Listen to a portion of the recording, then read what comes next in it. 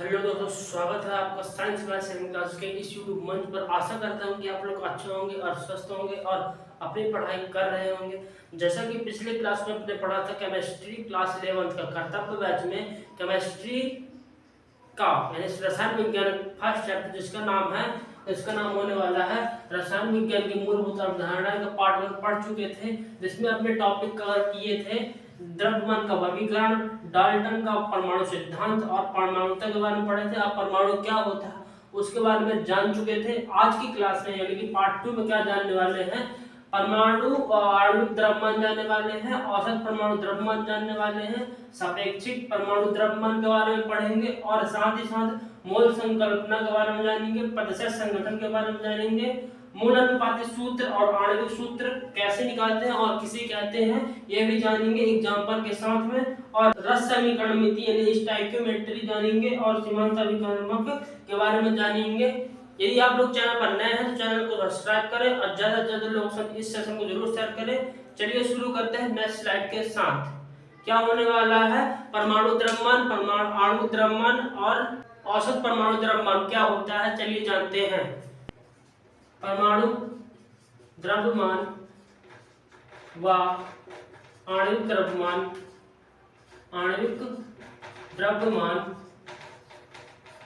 क्या होता है। परमाणु द्रव्यमान वह होता है जो कि एक परमाणु का द्रव्यमान होता है, यानी कि एक परमाणु का द्रव्यमान उसे परमाणु द्रव्यमान कहते हैं। परिभाषा से लिखेंगे परमाणु द्रव्यमान की, एक परमाणु का द्रव्यमान परमाणु द्रव्यमान कहलाता है। और आणविक द्रव्यमान वह होता है जो कि एक अणु का द्रव्यमान आणविक द्रव्यमान कहलाता है। इसकी परिभाषा लिखते हैं, एक अणु का द्रव्यमान आणविक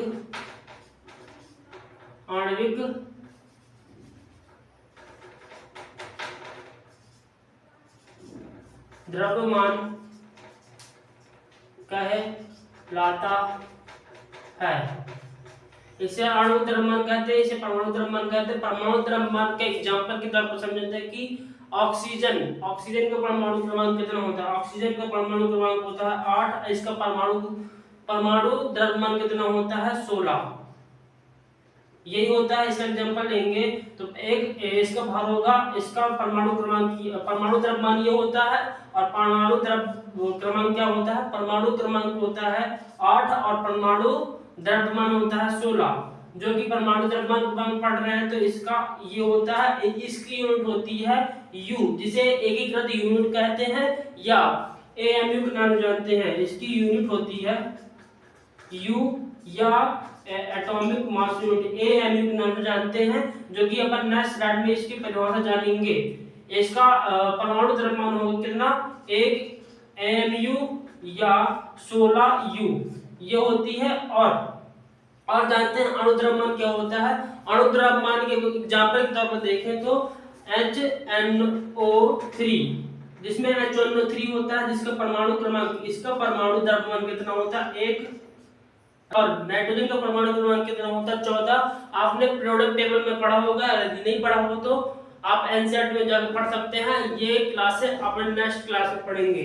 सबसे पहले मैं बता देता हूं, आपको नहीं मालूम होगा, नाइट्रोजन का परमाणु द्रव्यमान कितना होता है 14 होता है, और ऑक्सीजन का परमाणु द्रव्यमान कितना होता है 16 होता है, जो कि 16 होता है प्लस 16 प्लस इंटू 3, तो 14 प्लस 1 प्लस 14 प्लस 16 3 48 ये हो गया, और 14 1 15 प्लस 48 तो ये होने वाला है 8 5 3 1 5 6 66 यू या 63 एएमयू ये होने वाला है परमाणु द्रव्यमान व आणविक द्रव्यमान। इसका आप स्क्रीनशॉट ले सकते हैं। आप चलिए जानते हैं एएमयू क्या होता है, एटॉमिक मास यूनिट इसका फुल फॉर्म होता है। चलिए जानते हैं क्या होता है, इसकी परिभाषा के बारे में जानेंगे। एएमयू वह होता है जो कार्बन परमाणु के एक परमाणु का द्रव्यमान होता है अपॉन परमाणु द्रव्यमान। एएमयू लिखते हैं, एक एएमयू एटॉमिक मास यूनिट होती है। इसका फुल फॉर्म, इसका फॉर्मूला होता है, इसकी परिभाषा, यानी कि कार्बन 12 के एक परमाणु का द्रव्यमान, कार्बन 12 के एक परमाणु का द्रव्यमान अपॉन 12 कार्बन के 12 परमाणु द्रव्यमान का भाग के बराबर होता है। इसे फॉर्मूला के तौर पे लिखते हैं, कार्बन 12 एक परमाणु का द्रव्यमान अपॉन 12, ये होता है फॉर्मूला। इसे एक एएमयू बराबर, जैसे एक एएमयू बराबर क्या कहते हैं, मास ऑफ प्रोटॉन। एएमयू बराबर कितना होता है, मास ऑफ प्रोटॉन, यानी कि एक प्रोटॉन का भार क्या कहलाता है, एएमयू कहलाता है, जिसका मान होता है 1.66 इंटू 10⁻⁻24 ग्राम, और केजी में होता है 10⁻⁻27 केजी। ये होता है एएमयू। इसे क्या कहते हैं, एकीकृत भार यूनिट कहते हैं। किसकी, एटॉमिक भार की और एटॉमिक यूनिट की, जो कि आप इसको स्क्रीनशॉट ले सकते हैं। चलिए अब जानेंगे औसत परमाणु द्रव्यमान क्या होता है। औसत परमाणु द्रव्यमान वह होता है जो कि एक समस्थानिक, यानी कि एक तत्व के यानी परमाणु के अलग अलग समस्थानिक होने पर उनके प्रतिशत और भार का अनुपात ही क्या कहलाता है, औसत परमाणु भार कहलाता है। लिखते हैं औसत परमाणु द्रव्यमान क्या कहलाता है, एक जैसे कि 3 समस्थानिक है, एक 3 समस्थानिक हैं। समस्थानिक वह होता है जिसके परमाणु द्रव्यमान की संख्या ज्यादा होती है और परमाणु क्रमांक सेम रहता है। समस्थानिक क्या होता है, परमाणु द्रव्यमान अलग होता है, वह परमाणु क्रमांक सेम होता है, समान होता है। उसी क्या कहते हैं, समस्थानिक कहते हैं। 3 समस्थानिक, ए के 3 समस्थानिक दिए हुए हैं, जैसे कि मान लेते हैं A1 दिया है, A2 दिया है, A3 दिया है। A3 दिया हुआ है, इसका मास होने वाला है, यानी कि द्रव्यमान होने वाला है M1 M2 M3, और इसमें प्रेजेंट परसेंटेज, यानी कि A के इतने परसेंट और B के इतने परसेंट और C के इतने परसेंट, जैसे कि परसेंटेज उपस्थित, X परसेंटेज, X2 3%, X3%। इसका फॉर्मूला होता है इसका फॉर्मूला होता है एवरेज एटॉमिक मास एवरेज, यानी औसत मास का एक के समस्थानिक का मास इंटू परसेंटेज अबंडेंस, जिसे x कहते हैं, into x plus m2 x2 plus m3 x3, जो कि आप यहाँ देख सकते हैं। और टोटल मास होता है जो कि कितना होता है, 100 से डिवाइड करेंगे, ये होता है परसेंटेज अबंडेंस। इसका एग्जांपल अपन नेक्स्ट स्लाइड में देखते हैं। चलिए देखते हैं क्या होने वाला है एग्जांपल।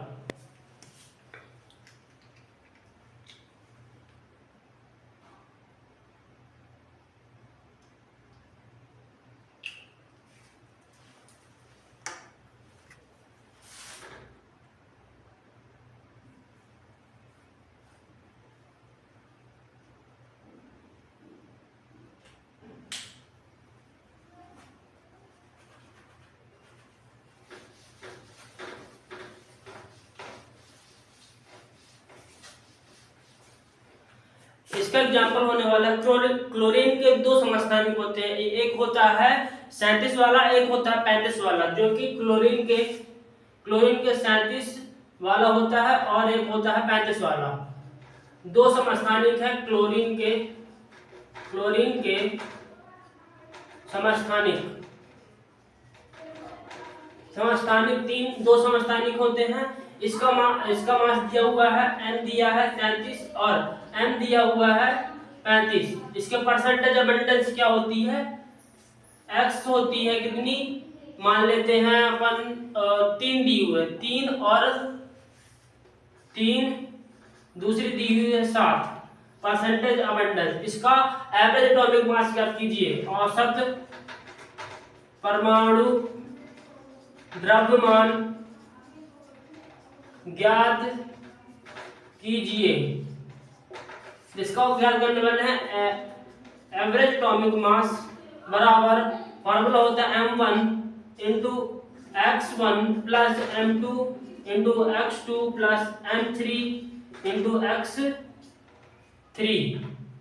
x3 upon 100। ये होता है 100, जो कि होने वाला है, जो कि होने वाला है mass plus mass 1 plus mass 2, ये होने वाला है। इसका सूत्र लिखेंगे अपन, लिखने वाले हैं 37 इंटू एक्स के दे दिए 3% प्लस 35 इंटू 7% अपॉन कितने 3 और 4, कितने परसेंटेज अपन दिए हुए हैं 37 और 35।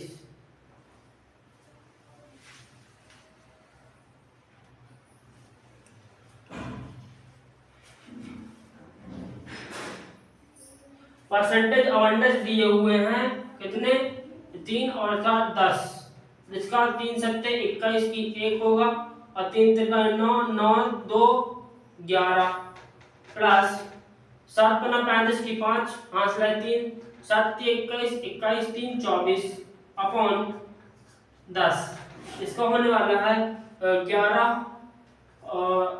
6 5 3 और जो कि 10, ये कितने आने वाला है 35.5 पॉइंट। ये एवरेज एटॉमिक मास अपन याद रखते हैं, तो क्लोरीन का एवरेज एटॉमिक मास कितना होता है 35.6, जो कि आप याद रख सकते हैं। आप इसके स्क्रीनशॉट ले सकते हैं, ठीक है।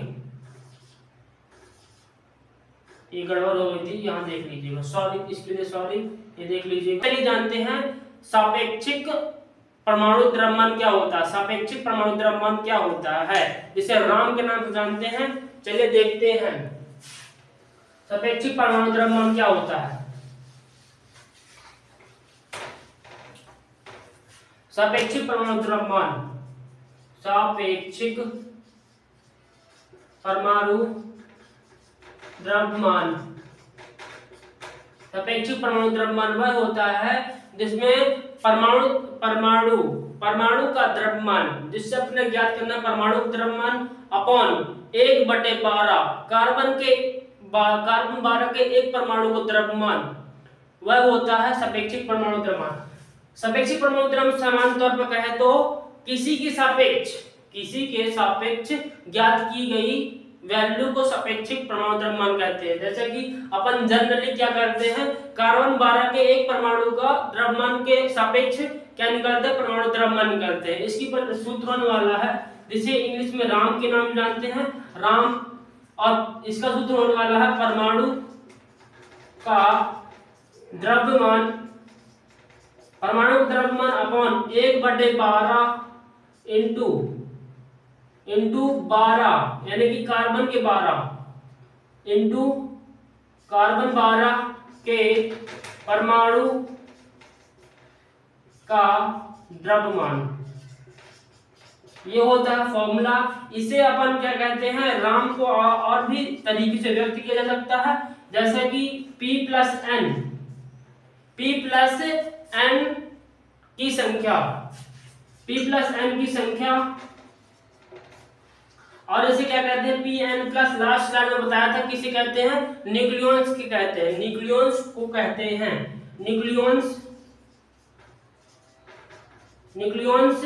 की संख्या, न्यूक्लियॉन की संख्या कहते हैं। और जैसे कि और भी तरीके से व्यक्त किया जा सकता है, इसे क्या कहते हैं, नाविक की संख्या। एक परमाणु में प्रेजेंट नाभिकों की संख्या क्या कहलाती है? सापेक्षिक परमाणु द्रव्यमान कहलाती है, जिसके सापेक्ष लिया जाता है कार्बन परमाणु के कार्बन 12 के एक परमाणु द्रव्यमान के सापेक्ष ली जाती है। अब चलिए जानते हैं मोल कॉन्सेप्ट क्या होता है। मोल संकल्पना यानी कि मोल क्या होता है? किसी भी पदार्थ या परमाणु की मात्रा को ज्ञात करना, जैसे भार के फॉर्म में और आयतन के फॉर्म में और संख्या के फॉर्म में। चलिए देखते हैं क्या होती है। चलिए जानते हैं मोल क्या होती है, मोल संकल्पना कैसे कहते हैं। सबसे पहले मैं लिख लेंगे मोल। मोल यानी मोल संकल्पना, जैसे मोल कॉन्सेप्ट के नाम जानते हैं। मोल कॉन्सेप्ट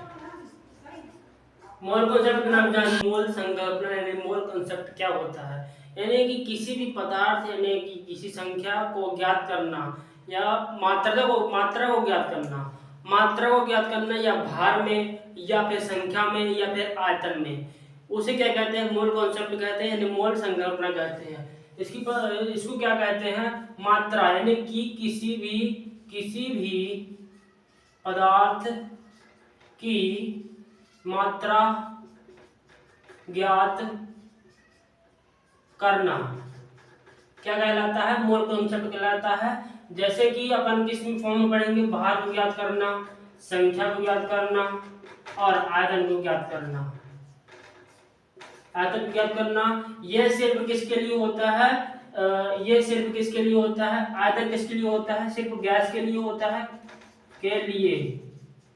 इसके लिए नहीं होता है। इसके फॉर्मूला होता है जिसे n से डिनोट करते हैं। मोल किससे दर्शाते हैं? n से दर्शाते हैं। दिया गया भार ग्राम में अपॉन मॉलिक्यूलर वेट यानी मोलर द्रव्यमान, जिसे अपन लिखते हैं मोलर द्रव्यमान, जिसे कैपिटल M और M दर्शाते हैं। मोलर द्रव्यमान वह होता है कि एक मोल परमाणु की संख्या, यानी कि एक मोल में आयतन या फिर परमाणु मोलर द्रव्यमान कहलाता है। एक मोल, जैसे कि ऑक्सीजन है, ऑक्सीजन का परमाणु क्रमांक कितना होता है? 16 होता है, जो कि एक मोल परमाणु में प्रेजेंट परमाणु द्रव्यमान की संख्या क्या कहलाती है? मोलर द्रव्यमान कहलाती है। ठीक है। और दूसरा फॉर्मूला होता है स्पीशीज, यानी कि जैसे इलेक्ट्रॉन, प्रोटॉन, न्यूट्रॉन आदि की संख्या, ये जिसे n से डिनोट करते हैं अपॉन Na। Na क्या होता है? अवगाद्रो नियतांक, जिसे इसका मान होता है 6.022 10 की पावर 23। ये होता है इसका मान अवगाद्रो नियतांक का मान क्या होता है? 6.022 10 की पावर 23। ये होता है Na। और गैस के लिए क्या करते हैं? गैस का आयतन अपॉन 2.24 लीटर। गैस का आयतन लीटर में, और यह STP यानी 0 डिग्री सेल्सियस पर या 273 केल्विन पर या कि 1 एटीएम पर क्या होता है? गैस का आयतन होता है ये 22.4, जो कि आप ये नोट कर सकते हैं। इसका एग्जांपल एक करके समझते हैं कि कैसे एग्जांपल अप्लाई करेंगे। चलिए नेक्स्ट स्लाइड में देखते हैं क्या होता है। क्वेश्चन लिखने वाले हैं 5 मोल HNO3 को ज्ञात करें। ये होने वाला है सूत्र। पहला क्वेश्चन होने वाला है परमाणुओं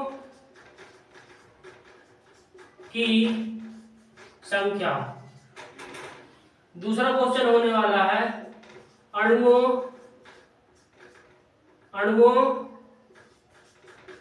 की संख्या। तीसरा क्वेश्चन होने वाला है परमाणुओं के मोलों की संख्या।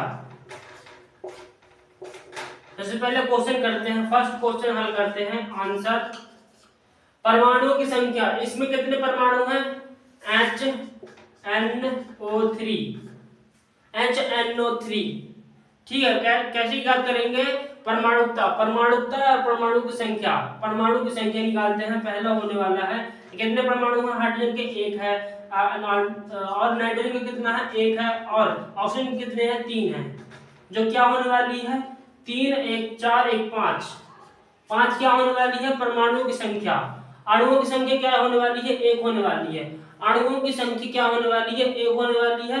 अणुओं की संख्या कैसे ज्ञात करेंगे? मोल का सूत्र क्या होता है? 5 मोल HNO3 में, NHO3 में अणुओं की संख्या, परमाणु की संख्या और परमाणु के मोलों की संख्या ज्ञात कीजिए। मोल क्या रहते हैं? परमाणु की संख्या क्या होने वाली है? परमाणु की संख्या Na3। तो मोल कितने दिए हुए हैं? 5 दिए हुए हैं मोल। और n कितने संख्या आप लोग ज्ञात करनी है। और अज्ञात नियतांक को एच लिखते हैं। ठीक है, इसका गुणा यहाँ करेंगे, इसका गुणा यहाँ कर देंगे तो 5 Na। परमाणु की संख्या कितनी आएगी? 5। अणुओं की संख्या आएगी 5। ये सेकंड का आंसर है। अणुओं की संख्या कितनी है? 5। अब परमाणु की संख्या कितनी होने वाली है? परमाणु की संख्या ज्ञात करने के लिए परमाणुकता इंटू परमाणु की संख्या, परमाणुकता एवं परमाणु की संख्या लिखते हैं। परमाणु की संख्या, इसको सॉल्व करते हैं। परमाणु की संख्या कितनी है? परमाणुकता कितनी है इसकी? जो कि निकाले हैं 5। और अणुओं यानी कि परमाणुओं की संख्या, अणुओं की संख्या और परमाणु की संख्या 5 इंटू Na, जो होने वाली है 25 Na। परमाणु की संख्या कितनी होने वाली है? 25 Na। और इसका परमाणु की मोलों की संख्या ज्ञात करेंगे। परमाणुओं के मोलों की संख्या ज्ञात करेंगे तो क्या होती है मोलों की संख्या? मोलों की संख्या ज्ञात करने के लिए n बराबर, ये क्या निकाले हैं अपन? अणुओं की संख्या, नहीं परमाणु की संख्या। क्या निकाले हैं अपन? ये निकाले हैं परमाणु की संख्या। परमाणु की संख्या 25 Na अपॉन Na। Na से Na गया, n क्या होने वाला है? 25, जो कि किसका आंसर होने वाला है? इसका। तीसरे क्वेश्चन का आंसर ये होने वाला है और पहले क्वेश्चन का आंसर ये होने वाला है और होने वाला है ये अणुओं की संख्या। ये क्या है? अणु है। ये क्या है? परमाणु है। एक क्या है? परमाणु है। ये पूरा क्या है? अणु है। अणुओं की संख्या होने वाली कितनी? 5 मोलों में अणुओं की संख्या 5 मोल है अपॉन n इंटू Na। तो ये n यहाँ जाएगा तो 5 Na आएगा अणुओं की संख्या, जो कि आप ये देख सकते हैं। आप इसकी स्क्रीनशॉट ले सकते हैं, अपनी नोटबुक में जरूर लिखें। कि आप लोग चैनल पर नए हैं तो चैनल को सब्सक्राइब करें और ज्यादा से ज्यादा लोग जरूर शेयर करें। अब चलिए जानते हैं प्रतिशत संगठन क्या होता है। प्रतिशत संगठन क्या होता है? प्रतिशत संगठन के बारे में जानेंगे। जानते हैं प्रतिशत संगठन क्या होता है। सोडियम सल्फेट यानी कि सोडियम सल्फेट प्रतिशत संगठन के बारे में जानेंगे। प्रतिशत संगठन क्या होता है? Sodium sulphate. एग्जांपल के तौर पर समझेंगे अपन। सोडियम सल्फेट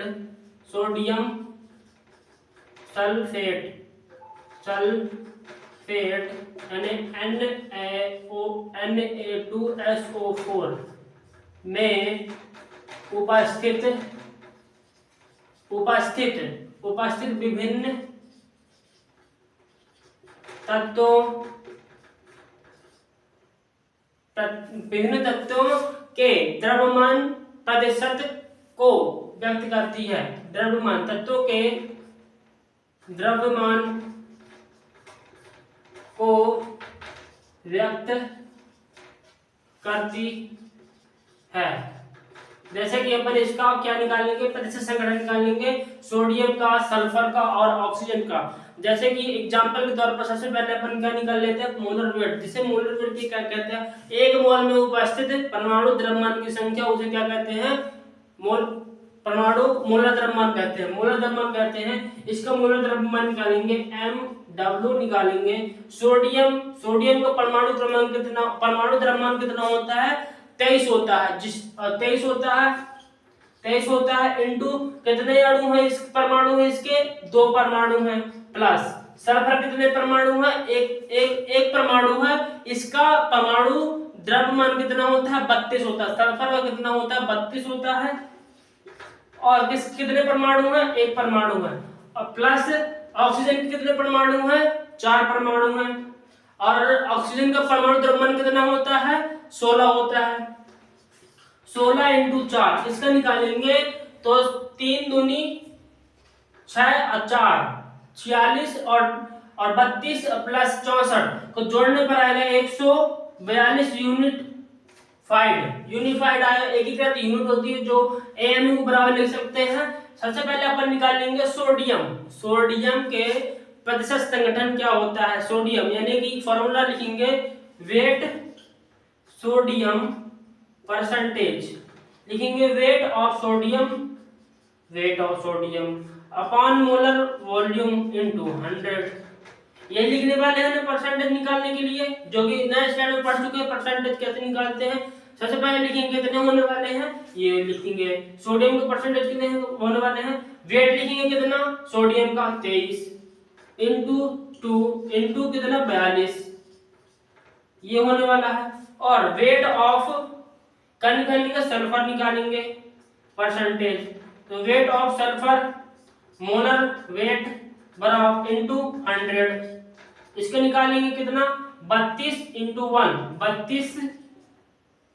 1 अपॉन 132 ठीक है, लिखने वाले हैं इंटू 100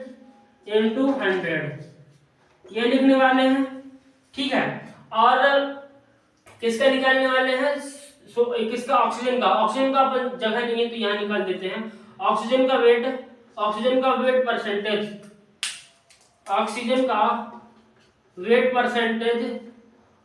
का वेट अपॉन मोलर वेट बराबर इंटू 100 बराबर ऑक्सीजन का वेट कितना है 16 इंटू 4 अपॉन मोलर वेट कितना है 142 इंटू 100, जो कि अपन इसको सॉल्व करने के बाद क्या आएगा, सॉल्व करने के बाद आएगा 32.4 किसका सोडियम का आएगा 32.4 जो कि आप सॉल्व कर सकते हैं।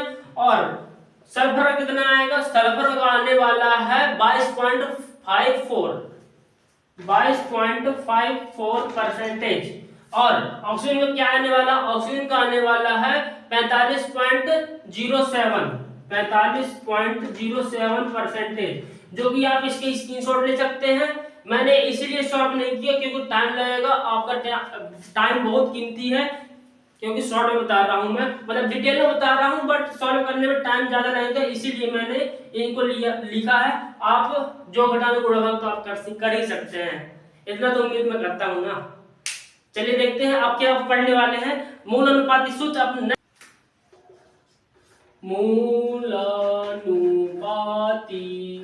मूलानुपाती सूत्र किसे कहते हैं, मूलानुपाती सूत्र किसी यौगिक में प्रेजेंट यानी उपस्थित विभिन्न तत्वों के सरल पूर्ण संख्या का अनुपात क्या कहलाता है, मूलानुपाती सूत्र कहलाता है। इसकी परिभाषा लिखते हैं, मूलानुपाती सूत्र किसी यौगिक में उपस्थित मूलानुपाती सूत्र किसी यौगिक में उपस्थित विभिन्न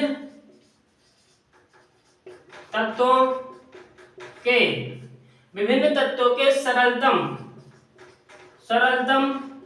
पूर्ण संख्या का अनुपात मूलानुपाती सूत्र कहलाता है। मूलानुपाती सूत्र कहलाता है। इससे यौगिक में प्रेजेंट पूर्ण संख्या ज्ञात नहीं होती, परमाणु की संख्या ज्ञात नहीं की सकती। और आणविक सूत्र अपन परिभाषा देखते हैं। आणविक सूत्र किसे कहते हैं, आणविक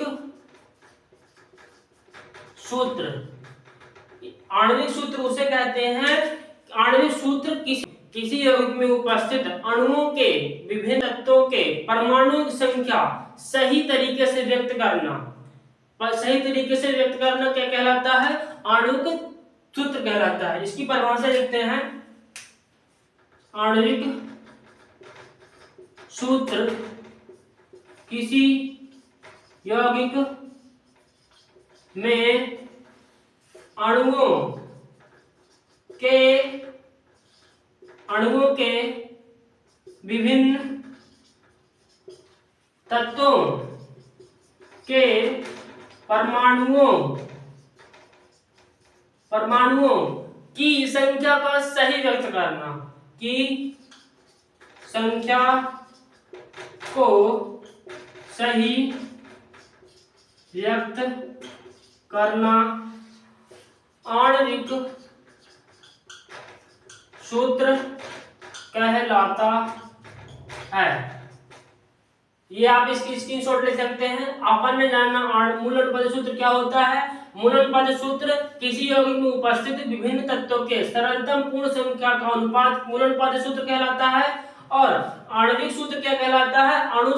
आणविक सूत्र किसी यौगिक में अणुओं के विभिन्न तत्वों के परमाणुओं की संख्या का सही करना, मतलब कि सही संख्या ज्ञात करना आणविक सूत्र कहलाता है, जिसका आप स्क्रीनशॉट ले सकते हैं। अब चलिए जानते हैं मूल अनुपात सूत्र कैसे निकालते हैं। यह मूल अनुपात सूत्र कैसे होता है और क्या निकालेंगे।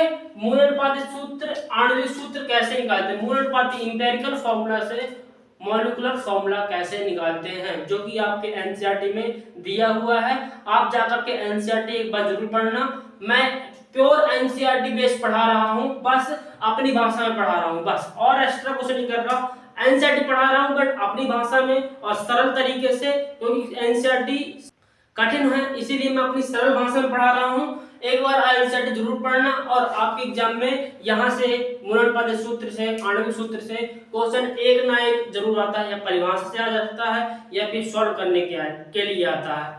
चलिए अब जानते हैं मूल अनुपात सूत्र कैसे निकालते हैं और आणविक सूत्र मूल अनुपात के द्वारा कैसे निकालते हैं। चलिए जानते हैं मूल अनुपात सूत्र कैसे ज्ञात करते हैं, इसके स्टेप क्या होने वाले हैं, इसके जरिए आणविक सूत्र कैसे निकाला जाता है, जो कि अपनी एनसीईआरटी में देख सकते हैं। एग्जाम्पल के साथ दिए होंगे, वह आप सॉल्व करेंगे। मैं अपने एग्जाम्पल के साथ सॉल्व करके बताऊंगा कैसे निकाला जाता है। चलिए जानते हैं मूल अनुपात सूत्र ज्ञात करने के स्टेप।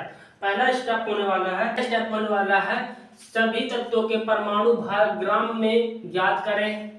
ग्राम में याद होना चाहिए, ठीक है। सभी तत्वों के मोल ज्ञात करने हैं, सही मोल ज्ञात करने हैं। सभी परमाणुओं की न्यूनतम मोल से भाग देना है। तीसरा स्टेप होने वाला है अब प्राप्त अनुपात पूर्णांक है तो वही मूल अनुपात सरल सूत्र होगा, मूल अनुपात सूत्र होगा। यदि नहीं है तो सभी को किसी एक संख्या से गुणा करके पूर्णांक प्राप्त करें, वही मूल अनुपात सूत्र होगा, यानी सरल सूत्र होगा। इसके एग्जांपल अपन क्या करते हैं, ये लेने वाले हैं एग्जांपल, जो कि अपन नेक्स्ट स्लाइड में देखते हैं। इसको एग्जांपल सॉल्व करके और इसका स्क्रीनशॉट ले लें आप। चाहिए मोलर वेट मालूम रहना चाहिए। मैग्नीशियम में मैग्नीज के कितना होता है 24 होता है, और फास्फोरस के कितना होता है 31 होता है, और ऑक्सीजन कितना होता है 16 होता है। यह होता है मोलर भार, जो कि एक मोल के लिए होता है। सबसे पहले मोलर भार ज्ञात कर लीजिए ग्राम में।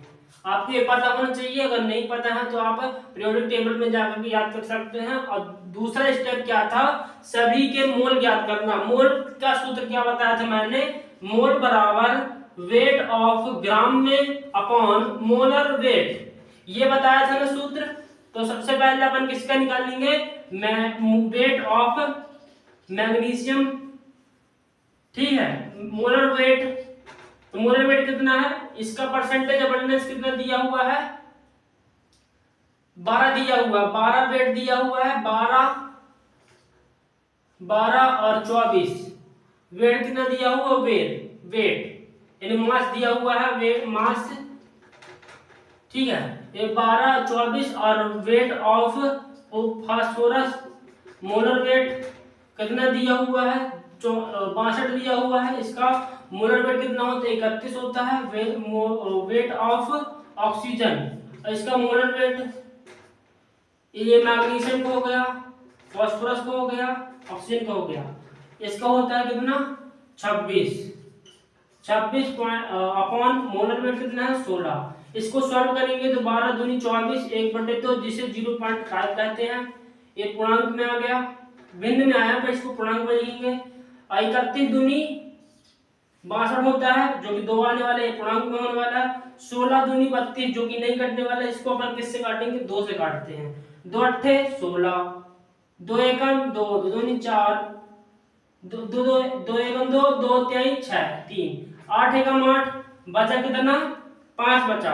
8 एकम 8 बचा 5, 8 पंचे 40, 8 छंग 48, पॉइंट लगाएंगे। 8 पंचे 40, 8 छंग 48, 6 आने वाला। अब तीसरा स्टेप क्या था? 2 स्टेप अपने पहला स्टेप ये है, दूसरा स्टेप ये है। तीसरा स्टेप क्या था? तीसरा स्टेप था कि जिसके मोल के अनुपात क्या होगा? पूर्णांक में होगा, उसकी संख्या से भाग दे करके मोल सरल सूत्र प्राप्त करेंगे। सबसे छोटा कौन सा है? ये वाला है सबसे छोटा। तो मैग्नीशियम के लिए 0.5 अपॉन 0.2, ये निकालने वाला है 2 0.25, और ये निकालने वाले हैं 1.0 1.6 0.5। तो इसको 0 से 0 पॉइंट से पॉइंट गया, ये पॉइंट हटाएंगे तो यहाँ 0 आएगा, ये पॉइंट हटाएंगे तो ये पॉइंट हट जाएगा। तो 5 एकम 5, 1 आया यहाँ, और 5 चौके 20, 4 आया यहाँ, और 5 ताई 15, 3 बार में गया। इसको अप्रैक्स में लिखते हैं 3 बार में, तो ये आया 3। तो इसको मूल अनुपात सूत्र यानी सरलतम सूत्र क्या होने वाला है? मैग्नीशियम, ठीक है, मैग्नीशियम कितनी संख्या है? 1 है, और किसकी? फास्फोरस की कितनी है? 4 है, और ऑक्सीजन की कितनी है? 3 है। ये होने वाला है मूल अनुपात सूत्र। मूल अनुपात सूत्र ये होने वाला है, इसको आप नोट कर सकते हैं। ये होने वाला है मूल अनुपात सूत्र। यहां तक था मूल अनुपात सूत्र। और आणविक सूत्र कैसे ज्ञात करते हैं? सबसे पहले वो देखते हैं क्या होता है, उसका फॉर्मूला क्या होता है, उसको कैसे निकालते हैं? मॉलिक्यूलर फॉर्मूला के द्वारा। चलिए जानते हैं अगली स्लाइड में। ज्ञात करते हैं n क्या होता है, जो कि एक नंबर होता है, उसको ज्ञात करते हैं। मोलर वेट, जो कि सारे को था, मोलर वेट किसका? Molar weight. और क्या निकालना है अपने को? आणविक सूत्र, जो कि इंपेरिकल फॉर्मूला का वेट, मोलर वेट और इंपेरिकल फॉर्मूला का वेट, इंपेरिकल फॉर्मूला का वेट, इंपेरिकल फॉर्मूला का वेट निकालेंगे। ठीक है, किसका निकालते थे?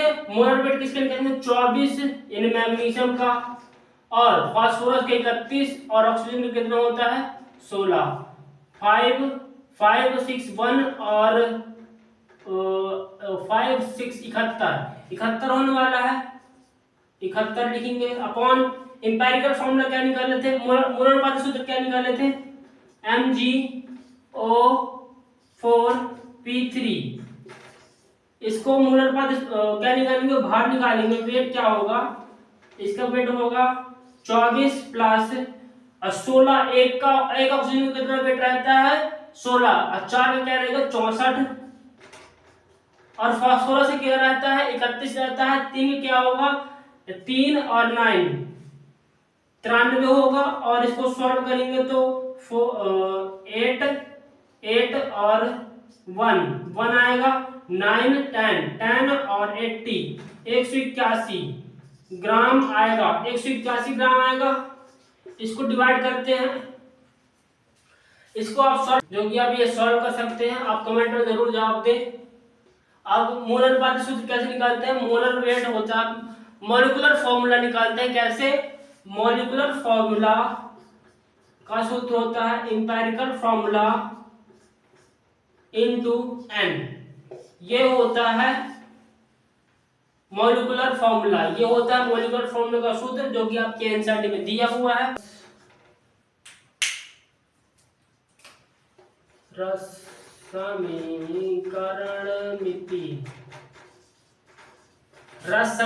मिति, जो कि आपके एनसीईआरटी में दिया हुआ है। रस समीकरण में देखिए सबसे ज्यादा वो यूज होता है अब रासायनिक अभिक्रियाओं को संतुलित करने में। जैसे कि हमारे पास क्या है, A small a capital A plus small b capital B, reaction करके बनाती है small c capital C plus small d capital D. ये क्या होते हैं, क्रियाकारक होते हैं। क्रियाकारक ये क्या होते हैं, उत्पाद होते हैं, उत्पाद होते हैं। ये क्या होता है, रस समीकरण में 3 नियतांक होता है। ये होता है, ये होता है और ये होता है और ये होता है। स्मॉल डी जितने हैं रस समीकरण में 3 नियतांक होते हैं, जो कि संख्या होती हैं, जो कि पूर्ण संख्या होती हैं, भिन्न संख्या भी हो सकती हैं बट भिन्न संख्या नहीं होती हैं, पूर्ण संख्या होती हैं। सबसे पहले अपन निकालते हैं मोल, इससे रिलेट करके मोल निकाल सकते हैं, डायरेक्ट आयतन निकाल सकते हैं, आयतन के फॉर्म में, मोल के फॉर्म में, भार के फॉर्म में। चलिए देखते हैं कैसे निकालते हैं। सबसे पहले निकालते हैं मोल। ए के मोल कितने हैं, ए के मोल, ए रस समीकरण में 3 नियतांक से अपन क्या करते हैं, भाग करते हैं, plus n b plus n c plus c, ठीक है, एन डी प्लस डी। ये होता है मोल। आयतन निकालते हैं, आयतन वी ए रस समीकरण में 3 निकालने से भाग करते हैं, प्लस वी वी, ये आयतन है और ये क्या है, रस समीकरण में 3 नियतांक, plus V C plus C plus V D plus D. ये होता है क्या, आयतन निकालते हैं, इससे मोल निकाल सकते हैं और निकालते हैं वेट यानी भार। भार होता है वेट ऑफ ए अपॉन रस समीकरण नियतांक, वेट ऑफ बी रस समीकरण नियतांक, वेट ऑफ सी रस समीकरण में 3 नियतांक, प्लस वेट ऑफ डी रस समीकरण में 3 नियतांक। ये होता है रस समीकरण में 3 नियतांक। आप इसकी स्क्रीनशॉट ले सकते हैं। यह किसके लिए यूज किया जाता है, रासायनिक, मैं लिख देता हूं इसमें, रासायनिक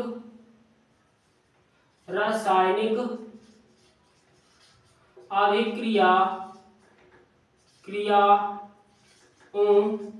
को संतुलित करने के लिए ये होता है। आप इसका स्क्रीनशॉट ले सकते हैं। अब चलिए जानते हैं एक एग्जांपल करके देखेंगे। इसका एग्जांपल रस समीकरण में 3 नियतांक किस लिए यूज होता है। जैसा कि आप देख रहे हैं N2 प्लस NH3, N2 और 3H2 मिलकर क्या बना रहा है, 2 अमोनिया बना रहा है। ये क्या होता है, अमोनिया का सूत्र बना होता है। ये है नाइट्रोजन और ये होता है हाइड्रोजन। अब क्या मिलकर बना रहा है, अमोनिया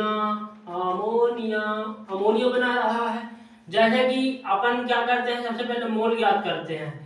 इसकी संख्या रस समीकरण में 3 नियतांक क्या दर्शाता है, मोल दर्शाता है, आयतन दर्शाता है और अणु की संख्या दर्शाता है। जैसे कि अपने यहाँ क्या लिखा है, कुछ भी नहीं लिखा, कुछ भी समीकरण में नहीं लिखा है, मतलब वह क्या है, एक है, एक मोल। इसकी कितने हैं, 3 मोल। इसकी कितने हैं, 2 मोल। ठीक है, तो आप लोग इसको कैसे पढ़ेंगे, 1 मोल नाइट्रोजन 3 मोल हाइड्रोजन से अभिक्रिया करके 2 मोल अमोनिया बनाता है। इसको ऐसे पढ़ा जाएगा। अब अणु कैसे कर सकते हैं, हाइड्रोजन के कितने, नाइट्रोजन के कितने अणु हैं, 1 अणु है।